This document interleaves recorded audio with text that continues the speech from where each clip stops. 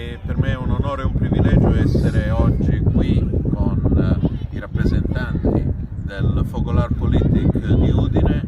in questo luogo, con alle mie spalle quella che è la casa della contadinanza, la contadinanza che forse è una delle istituzioni tribunizie più importanti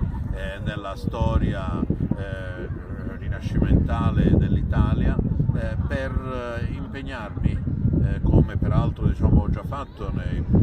precedenti 5 anni di legislatura, a favore del potenziamento di tutti gli strumenti legislativi per promuovere la partecipazione. Il Fogolar Politic è un esempio luminoso di civismo e forse è l'unico modo autentico, inclusivo di interpretare appunto la parola autonomia è quando si può dare voce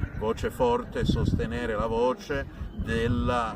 di quelli che sono appunto i cittadini, e dunque soltanto potenziando quelle che sono le leggi per promuovere la partecipazione, per facilitare le proposte di iniziativa popolare, per permettere con maggiore facilità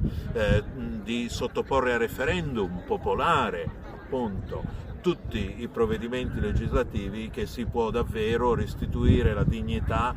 ai cittadini, restituire la dignità al popolo, e in questo senso interpretare quello che è il senso più puro, più autentico e più positivo e costruttivo di autonomia, che ricordiamo, quando si parla di comunità, la comunità è un'unione, ma proprio per questo motivo la comunità è sempre inclusiva e non è mai divisiva.